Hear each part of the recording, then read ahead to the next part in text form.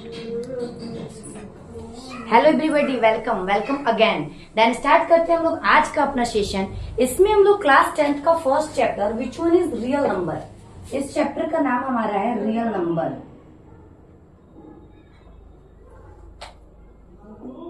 जिसको आप बोल सकते हो वास्तविक संख्या। ठीक है, ये हम लोग स्टार्ट करने वाले हैं। इसको शुरू करने से पहले रवि, इसको शुरू से करने से पहले कुछ बेसिक चीजें हैं जो कि हम लोगों को जानना जरूरी है इस चैप्टर के लिए। ठीक है, सबसे पहला है प्राकृतिक संख्या which one is natural number. इसको क्या बोलते हैं इंग्लिश में? प्राकृतिक संख्या। प्राकृतिक संख्या क्या होता है? हिमांशु हिमांशु कह रहे हैं सुबह। जो 0 से है, जो 1 से स्टार्ट हो उसे हाँ, 1 टू काउंटिंग के नंबर को नॉर्मल आप बोल सकते हो कि गिनती की संख्या जो हमारी होती है उसको हम लोग क्या बोलते हैं? नेचुरल नंबर, प्राकृतिक संख्या। जैसे कि आप बोल सकते हो 1 2 3 सो ऑन, ये चलेगा हमारा। ये हमारा क्या होता है? प्राकृतिक संख्या। प्राकृतिक संख्या। पूर्ण संख्या बताओ जतन, पूर्ण संख्या क्या होती है? 0 1 2। हाँ, जो नंबर किससे शुरू हो? 0 से। जैसे कि 0 1 2 3 सो ऑन, ये हमारा क्या हो जाता है? Whole number. इसको आप बोल सकते हो पूर्ण संख्या। थर्ड नंबर हमारा है इंटीजर। इंटीजर मीन्स क्या होता है? पूर्णांक। आप लोग नंबर लाइन जानते हैं? संख्या रेखा। जैसे कि ये रहा संख्या रेखा, ठीक है, जिसके बिल्कुल मिडिल में 0 होता है। इधर हमारा +1 +2 +3 सो ऑन। इधर हमारा -1 -2 -3 सो ऑन। तो इसको हम लोग इंटीजर बोलते हैं, जिसमें आपका 0, positive value and negative value तीनों इंक्लूड रहती हैं। ठीक है, जिसमें आपका 0, पॉजिटिव वैल्यू और नेगेटिव वैल्यू तीनों इंक्लूड हो, उसको हम लोग क्या बोलते हैं? इंटीजर। आप कह सकते हैं इसको पूर्णांक हिंदी में। ठीक है, उसके बाद आपको सब पढ़ना है परिमेय। परिमेय संख्या क्या होता है रवि बताओ? जो संख्या p/q के रूप में लिखा जा सके। जो संख्या p/q के रूप में लिखा जा सके। जैसे कि p/q के फॉर्म में।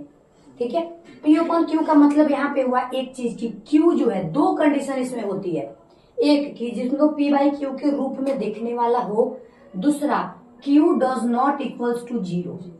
ठीक है, हम आप लोगों से क्वेश्चन पूछ रहे हैं। मान लो मेरे पास है 4/3 9/2 0/6 0 8/0। ये परिमेय संख्या है या नहीं है? है। ठीक है, ये वाला ये वाला नहीं वो है। क्यों? क्योंकि यहाँ पे कंडीशन ये है कि नीचे वाला बस 0 न हो, डेनोमिनेटर 0 नहीं होना चाहिए। तो यहाँ पे तो ऊपर 0 है ना, उससे हमको मतलब ही नहीं है। तो ये हमारा परिमेय संख्या है। ये बताओ कैसे? क्योंकि डेनोमिनेटर में 1 छुपा हुआ है। ठीक है, ये है नहीं। क्यों? क्योंकि इसके डेनोमिनेटर में 0 हो गया। तो कभी भी परिमेय संख्या का बात हो तो वो p/q के रूप में हो। और सेकंड वन आप बोलोगे कि q जो है 0 के बराबर नहीं होना चाहिए। अपरिमेय संख्या, अपरिमेय मीन्स जिसको हम लोग p/q के फॉर्म में ना लिख सकें, उसको हम लोग क्या बोलेंगे? अपरिमेय संख्या, इरेशनल नंबर। अब एक चीज समझो, रियल नंबर वास्तविक संख्या, रेशनल और इरेशनल के कॉम्बिनेशन को, अगर आपके पास रेशनल नंबर भी है मीन्स परिमेय संख्या है, ठीक है, और इरेशनल नंबर है, तो इन दोनों के कॉम्बिनेशन को हम लोग क्या बोल देते हैं? Real number. रियल। ठीक है, समझ में आया? जैसे आप ऐसे एज्यूम करो, ये हमारा क्या है जी? नेचुरल नंबर है। नेचुरल नंबर में क्या क्या जाएगा? 1 2 3 4 5 6 7 सारा आ जाएगा। अगर मैं इसमें एक 0 बढ़ा दूं तो यह टोटल क्या बन जाएगा? होल नंबर बन जाएगा। इसमें एक चीज देखो, 0 भी है और पॉजिटिव वाला है, लेकिन निगेटिव इसमें नहीं है। तो अगर मैं इसमें निगेटिव इंक्लूड कर दूं, इंटीजर, ये क्या बन जाएगा?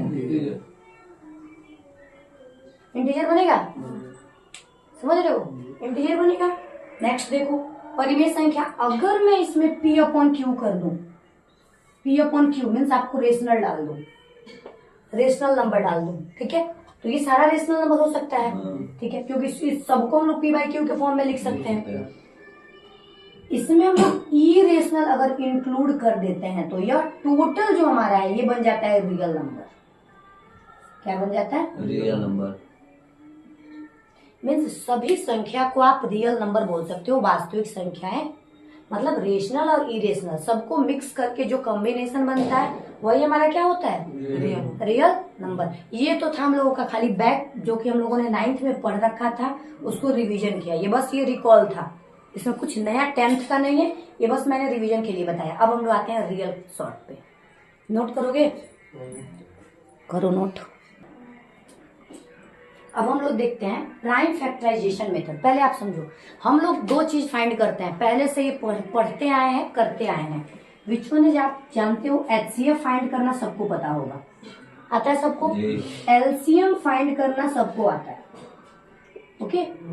HCF और LCM फाइंड करना जो कि हम लोग डिवीजन टाइप से बनाते हैं, जैसे मान लो 12 एंड 14 का HCF फाइंड करना रहता है, तो हम लोगों ने डिवीजन मेथड से ऐसे पढ़ा था, ऐसे करना है, फिर ऐसे करना है, फिर ये हमारा कट गया, ये हमारा 2 HCF हो जाता था, ठीक है।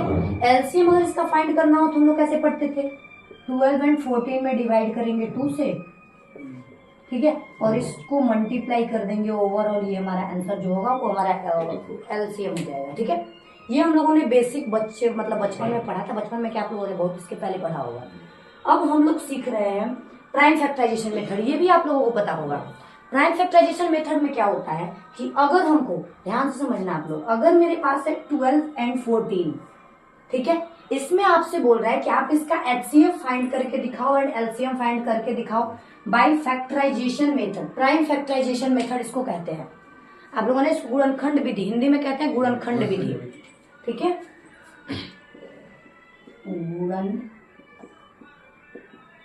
विधि, ठीक है, विधि आप डाल देंगे, ठीक है। तो ये हमारा डिवीजन विधि था, लेकिन इसमें अभी आप लोग को डिवीजन के मेथड से नहीं करना है, हम बताएंगे। यूक्लिड डिवीजन एक आता है, यूक्लिड डिवीजन से कैसे किया जाता है अभी हम बता रहे हैं आगे। अभी पहले समझो, जब भी आपसे क्वेश्चन में ये दे दिया कि प्राइम फैक्टराइजेशन मेथड से आप HCF फाइंड करके दिखाओ, अदरवाइज LCM फाइंड करके दिखाओ, तो हम लोग सबसे पहले क्या करते हैं, इस 12 को फैक्टर करते हैं, अगेन इस 14 को, दोनों को इंडिविजुअल हम लोग इसमें फैक्टर कर लेंगे, ओके। इसका फैक्टर हम लोगों को क्या मिला है? 2 इंटू 2 इंटू 3। अगेन इसका फैक्टर हम लोगों को मिला है 2 इंटू 7। तो यहाँ पे हमारा HCF होता है जो हमारे पास कॉमन पोर्शन होता है। 2 कॉमन है, और भी कुछ कॉमन है क्या इसमें? तो हमारे यहाँ पे HCF डायरेक्टली हो जाएगा 2, ठीक है।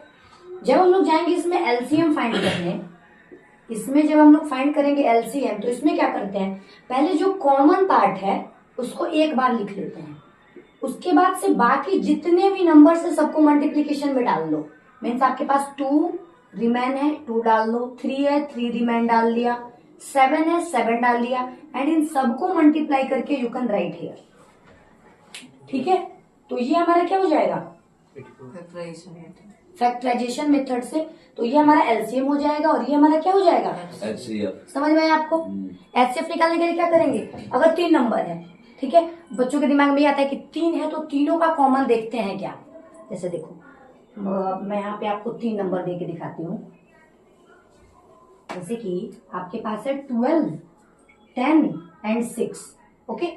इसको आप फैक्टर करो, 6, 3 आएगा, आएगा, आएगा, है ना। इसको क्या लिख सकते हैं, 2 इंटू 2 इंटू 3, है ना। इसको क्या लिखेंगे, 2 into 5, 2 इंटू 5। इसको क्या लिखेंगे, 2 into 3, 2 इंटू 3। तो इसमें जब HCF आपको फाइंड करना होगा तो पहले आप तीनों में कॉमन देखोगे। अब ऐसा नहीं बोलेंगे कि ठीक है मैम इसमें 3 है, इसमें 3 है, दोनों को कॉमन कर लो, 3 और 2 में मल्टीप्लाई कर दो, हमारा HCF हो जाएगा। ऐसा कुछ नहीं है, तीनों में हम लोगों को कॉमन देखना पड़ता है, ठीक है। तो इसका HCF कितना होगा, 2, HCF कितना हो जाएगा, 2 होगा ना। LCM बताओ इसका, फर्स्ट तो 2 तो हम लोग एज इट इज लिखेंगे, है ना, और बाकी जितने भी नंबर है उसको क्या करेंगे, मल्टीप्लाई कर देंगे। तो दिक्कत इसमें समझ में आया सबको? 180। ठीक है, ये वाला समझ में आया? हाँ। एक चीज और समझो, इसको ध्यान से समझिएगा आप लोग, ये पढ़े भी होंगे, मैं भी हो सकता है, मैं कुछ बता रही हूँ, आप लोग उसके अकॉर्डिंग बताएंगे। पहले छोटा डिजिट ही लेते हैं। हमारे पास है 9 एंड 12। 9 एंड क्या है? 12।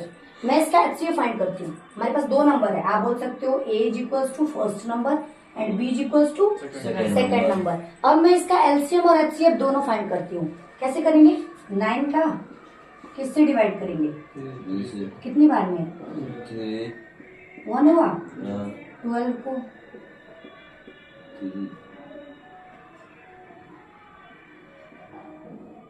ठीक है, इसको वी कैन राइट 3 इंटू 3। इसको क्या लिख सकते हैं? 2 इंटू 2 इंटू, यहाँ पे आप एक चीज देखो, 3 कॉमन है, ठीक है, तो यहाँ पे हमारा HCF कितना हो जाएगा? 3। LCM बताओ। 36। 3 इंटू 3 इंटू 2 इंटू 2। समझो रवि, पहले कॉमन वाला एक बार लिख लिए, बाकी जितना बचा है सबको हम लोगों ने क्या किया? इंडिविजुअल लिख लिया। मल्टीप्लाई करो, बोलो। तिरछा क्यों की है वो? क्योंकि सामने हम नहीं लिख पाए हैं, इसीलिए। जैसे मान लो मेरे पास ऐसे रहता 3 इंटू 3 है, मैं ऐसे लिखती, ठीक है, तो ये वाला कॉमन मैं सीधा ले लेती। हमको कॉमन ही तो देखना है, अभी तो थोड़ा इधर उधर लिख दी, हमको कॉमन से मतलब है बस, ठीक है। तो ये हमारा हो गया 3, कॉमन वाला हमने 3 लिख दिया, बाकी जो जो बचा हुआ था उसको हमने यहाँ पे, बताओ इसका आंसर कितना होगा? 36 नहीं बताया। 36। ये हमारा हुआ HCF, ये हमारा हुआ। LCM। अब इस चीज को ध्यान से समझिएगा, एक काम कर रही हूँ मैं, ये नंबर हमारे पास 9 एंड 12 था ना, नंबर को मल्टीप्लाई कर रही हूँ, A मल्टीप्लाई B कितना होगा? हो जाएगा, ठीक है। अब इन दोनों नंबर का मैं HCF एंड इसके LCM को मल्टीप्लाई कर रही हूँ, कितना हो जाएगा? HCF कितना है? 3 एंड LCM कितना है? 36। 108 हो गया। तो क्या आप ऐसा बोल सकते हैं कि कोई भी 2 नंबर हो, ठीक है, product of 2 number, product of 2 number, 2 number का प्रोडक्ट इज इक्वल्स टू होगा किसके? उन दोनों के HCF इंटू LCM के। अब ऐसा नहीं है कि बोल देना कि ठीक है 2 नंबर कोई भी लेके प्रोडक्ट कर रहे हैं और किसी का भी HCF और LCM ला के देख रहे हैं कि बराबर हो रहा है कि नहीं, ऐसा नहीं होगा। कोई भी 2 नंबर जो आप लोगे उसके अगर उन दोनों का प्रोडक्ट करते हो और उन दोनों का HCF और LCM निकाल के आप प्रोडक्ट करते हैं तो ये दोनों हमारा क्या होता है? इक्वल होता है। यहाँ पे आप लोगों ने देख लिया, मैंने प्रूफ करके दिखाया है इसको, कोई दिक्कत इसमें? यहाँ से आप ये निकाल सकते हो, प्रोडक्ट ऑफ 2 नंबर, मैं इसको ये लिख दूं A cross B, A into B, 2 number का प्रोडक्ट मीन्स एक नंबर है मेरे पास से, सेकंड वन इज B, तो A into B is equal to कितना हो जाएगा? HCF इंटू किसका HCF एंड LCM? जिस नंबर का A एंड B का, इसका A एंड B का। यहाँ से अगर मुझे A की वैल्यू निकालनी हो, कैसे निकालेंगे बता सकते हो? HCF इंटू LCM अपॉन में चला जाएगा B में आप बोल सकते हो सेकंड नंबर। कभी कभी आपको बुक में देखने को मिलेगा first number into second number, ऐसा भी देखने को मिलता है। तो अगर मुझे पहले नंबर की वैल्यू निकालनी है तो HCF into LCM upon B कर देंगे, ठीक है। बुक में क्वेश्चन जब बनाओगे आप लोग तो और अच्छे से क्लियर होगा। अगर मैं बोलूं यहाँ से मुझे B फाइंड करना है, ये हमारा फर्स्ट है, इससे हमने ये फॉर्मूला निकाला, ओके। B अगर मैं बोलूं B बताओ, तो B को आप कैसे कंसीडर करोगे? HCF इंटू अपॉन में क्या जाएगा? कोई दिक्कत समझ में आया रवि? ठीक है। अगर मैं यहाँ से बोलूं मुझे HCF करो, बताओ, यहाँ पे मैं लिख दूं, ऐसे लिख सकती हूँ HCF into LCM is equal to A लिख सकते हैं ना। मल्टीप्लीकेशन में दोनों साइड बराबर ही होता है, चाहे कैसे भी आप लिख लो। यहाँ से अगर मुझे HCF निकालना हो डायरेक्टली, जब आपको दोनों नंबर गिवन हो और एलसीएम गिवन हो। तो कैसे निकालेंगे? Product of two number upon LCM. ठीक है, क्या किए देखो, एचसीएफ का वैल्यू फाइंड करना था, इसको एज इट इज रहने दिए, मल्टीप्लाई में ये कहाँ चला गया? डिवाइड में। तो ए क्रॉस बी अपॉन कितना हो गया? एलसीएम। यहाँ से अगर मुझे एलसीएम निकालना हो तो क्या करेंगे रवि बताओ तो ए मल्टीप्लाई बी, हाँ आप बट्टा में हो जाएगा एचसीएफ। ठीक है, समझ में आई है? कोई दिक्कत इसमें? अब देखो क्वेश्चन आपका किस टाइप से पूछता है, तो बच्चे उसमें थोड़े कंफ्यूज हो जाते हैं। दो टाइप का क्वेश्चन देगा। एक आपको देगा कि इफ टू नंबर, सपोज करो इसी का लेते हैं, दे देगा if two number 9 and 12, two numbers LCM is something का था, एलसीएम कितना है? 36। ठीक है, find its HCF, find its HCF। तो क्या करेंगे? एचसीएफ वाला फॉर्मूला पुट करेंगे, ए क्रॉस बी। यहाँ पे ये हमारा ए हो जाएगा और ये हमारा क्या हो जाएगा? बी। ठीक है, लेकिन कभी कभी आपको ऐसे देगा कि if product of two number, ऐसे दे देगा कि product of two number is कितना था? 108। ठीक है, इधर देखो, product of two number is equal to 108। तो इस कंडीशन में आपको देगा and LCM is 36, find HCF, find. तो अब यहाँ पे आप ये फाइंड करने नहीं जाएंगे कि मैम ए दिया है, बी दिया है कि नहीं दिया है, इसमें आपको डायरेक्टली प्रोडक्ट ही दे दिया है। मीन्स ये पूरा हमारा ए क्रॉस बी है, समझ रहे हो?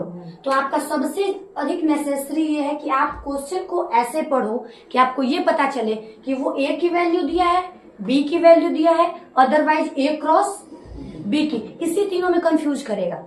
ठीक, मीन्स आपको ये ऐसा दे सकता है कि a first number is this, second number find करना है, सेकंड नंबर फाइंड करना है तो ये फॉर्मूला यूज करेंगे, फर्स्ट नंबर फाइंड करना है ये वाला फॉर्मूला यूज करेंगे। कोई दिक्कत इसमें? अगर आपके पास दोनों इंडिविजुअल नंबर दे रहा है, एचसीएफ दे रहा है, एलसीएम फाइंड करना है, ये वाला फॉर्मूला यूज करेंगे। प्रोडक्ट दे दिया है, इसका मतलब ए क्रॉस बी आपको दे रखा है। ठीक है, आपको फाइंड क्या करना है? अब ए क्रॉस बी, अब इसको इंडिविजुअल ढूंढने नहीं जाओगे, दो ही नंबर दिया है, ए बी का दिया, प्रोडक्ट दे दिया, हिंदी में बोलेगा गुणनफल दे देगा कि दो नंबरों का गुणनफल 108 है, तो उसका एलसीएम फाइंड करे, पता करे। ठीक है, बन जाएगा। इस टाइप का क्वेश्चन अगर हो तो इस बार सीबीएसई बोर्ड में क्वेश्चन पूछा है इसी टाइप का, एज इट इज। ठीक है, तो हमको लग रहा है ऑब्जेक्टिव टाइप में। एक चीज समझो, एक चीज समझो, एक चीज बता रही हूँ मैं, आप लोगों का 100 मार्क्स का पेपर है मैथ्स का, है ना? जिसमें 50 मार्क्स का आपका ऑब्जेक्टिव होने वाला है। अगर आप लोग इस छोटी छोटी बातों को ध्यान रखेंगे तो 50 number is very easy to gain.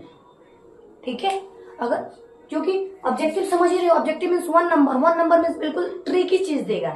ठीक है, बहुत ट्रिक वाला वो देगा, तो उसमें आपको जब छोटी छोटी चीजें, मान लो इसी टाइप का दे दिया, एचसीएफ दे दिया, अदरवाइज आप कैसे फॉर्मूला भी दे सकता है, HCF is equal to 1 into 2 upon LCM, या दे देगा एलसीएम की जगह पे फिलिंग द ब्लैंक्स दे देगा, उसमें आप क्या फिलअप करोगे, ऐसा कुछ हो जाएगा।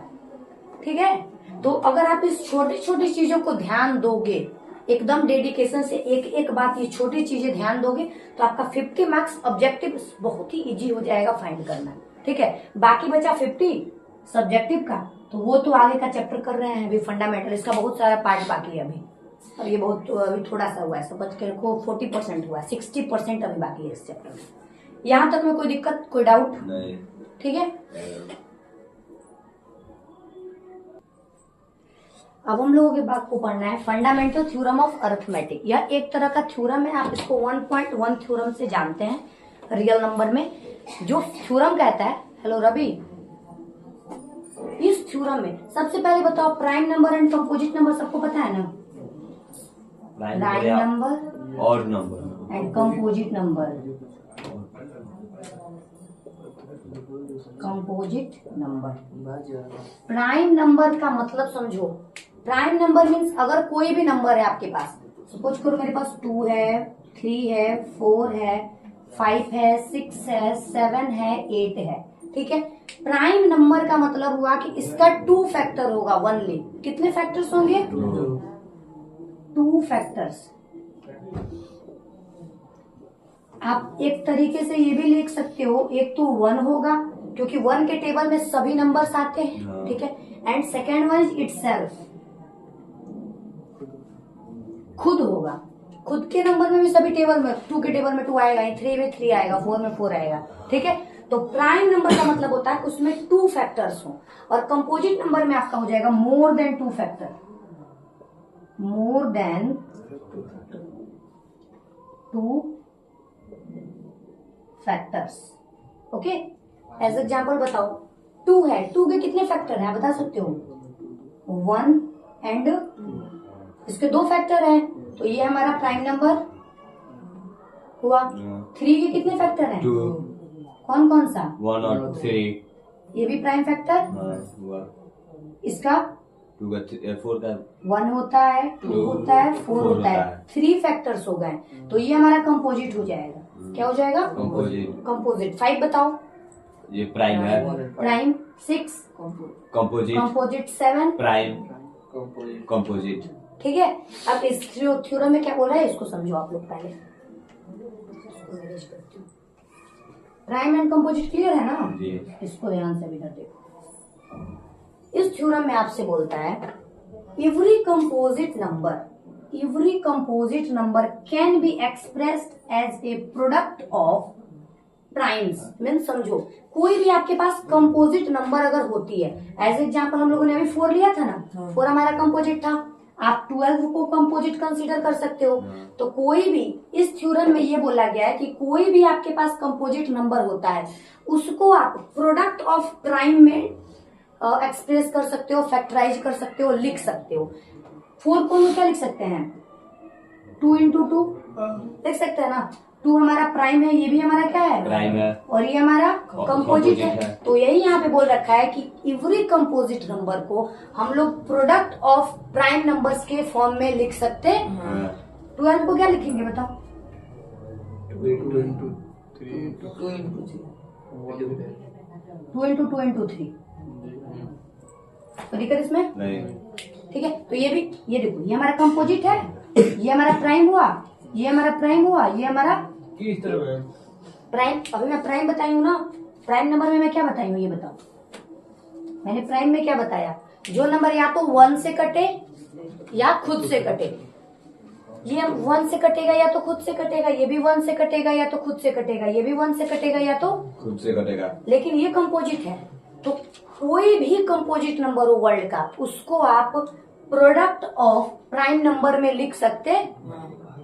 कोई दिक्कत इसमें? तो इसी थ्योरम में बस इसी बात को बोल दिया। इस चीज को हम लोग समझते हैं, लेकिन इसी चीज को इसमें रिटन में बोल दिया है कि every composite number can be expressed, यहाँ पे आप फैक्टराइजेशन भी लिख सकते हो, as a product of prime. And second one is this, and this factorisation is unique. इसका जो फैक्टराइजेशन होता है यूनिक। क्या आप इसको ऐसा लिख दें? 4 लिख दे रहे हैं, हमारी मर्जी, इसमें एक और 2 डाल देते हैं। नहीं, यूनिक मीन्स क्या होता है? अलग अलग एकदम, मतलब स्टैंडर्ड, एक आदमी के लिए पर्सनल।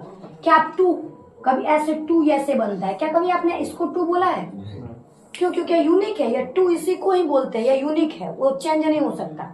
तो इसीलिए इसका जो फैक्टराइजेशन है वो यूनिक होता है, वो अब चेंज नहीं। ये नहीं कि आज 12 का फैक्टर आपने कुछ और पढ़ा और कल कुछ और पढ़ोगे और परसों कुछ और पढ़ोगे, ऐसा नहीं होता है। ठीक है, एक और चीज देखो, apart from the order in which the prime factor acquire. ठीक है, apart the order of, order से कोई भी मैटर नहीं है आपको, किसी भी ऑर्डर में। You can write this 3 into 2 into 2। ठीक है, आप इसको ऐसे भी लिख सकते हो 3 into 2 into 3 into 3। Order matter नहीं करते, आप इसको किसी भी ऑर्डर में अक्योर करके लिख सकते हो, उसमें कोई दिक्कत नहीं है। तो ये हमारा होता है फंडामेंटल थ्योरम ऑफ अरिथमेटिक्स। इससे हम लोग अधिकतर यूज एचसीएफ और एलसीएम फाइंड करने में करते हैं। HCF and LCM. अभी हमने फैक्टराइजेशन मेथड देखा था। फैक्टराइजेशन में हम लोगों ने फैक्टर तोड़ा था, तो जो फैक्टर हम लोगों ने तोड़ा था, हम लोग इस पे ऑब्जर्व नहीं किए थे कि ये कंपोजिट है, जितने भी हम लोग फैक्टर तोड़ रहे हैं वो प्राइम है। आज तक आप लोग फैक्टर तोड़े हो, 24 कंपोजिट है ना, 6 2 ठीक है। क्या आप लोगों ने अभी तक ऑब्जर्व किया था कि ये कंपोजिट होता है मैम, और ये जितने भी हमारे प्रोडक्ट होते हैं वो प्राइम होते हैं? हम लोगों ने ऑब्जर्व नहीं किया था। इसी चीज को अब ऑब्जर्व करना है। ठीक है, मीन्स 24 हमारा कंपोजिट है। हम लोग इसको प्राइम फैक्टर के मल्टीप्लीकेशन के रूप में इसको राइट कर सकते हैं। ये बात हम लोग को कहां से पता चली है? फंडामेंटल थ्योरम ऑफ अरिथमेटिक से। ठीक है, कभी कभी आपका हो सकता है ऐसे पूछ दे what is fundamental theorem of arithmetic, तो अब आप ऐसे सिंपल नहीं बोलोगे, उसका पूरा आपको ये थ्योरम बोलना पड़ेगा। ठीक है, इसका बोलने का तरीका अपना इधर उधर हो सकता है, मीन सेम होना चाहिए। ठीक है, तो ये था हमारा लास्ट। दोनों मिलते हैं नेक्स्ट पार्ट में। ठीक है, कल। ओके, और मेरी तरफ से मेरा ट्राई है कि जितने भी आपको पता है कि हमारा जो 100 मार्क्स का प्रिपरेशन होता है, 100 मार्क्स में 50 मार्क्स हमारा ऑब्जेक्टिव होता है। आई विल ट्राई कि ये 50 मार्क्स में शॉर्ट्स के माध्यम से आपके पास पहुंचाऊं, बिकॉज बहुत सारे लोग ऐसे हैं जो कि लॉन्ग वीडियोस नहीं देखते हैं। तो मेरा टारगेट है कि एटलीस्ट 50% मार्क्स जो है आपका ऑब्जेक्टिव मार्क्स है, वो आप शॉर्ट से, जो कि मैं यूट्यूब पे छोटे छोटे शॉर्ट्स डालूंगी, जिसमें आपने अगर रेगुलर मेरा शॉर्ट्स देखा तो 100% श्योर आप 50% जो मार्क्स है आपका ऑब्जेक्टिव का, ऑब्जेक्टिव तो आप अक्योर कर ही लोगे। ठीक है, सब्जेक्टिव का फिर सब्जेक्टिव के लिए आ जाओ लॉन्ग वीडियो पे। ओके, फिर मिलते हैं हम लोग नेक्स्ट सेशन में, जो कि होगा कल 19 को।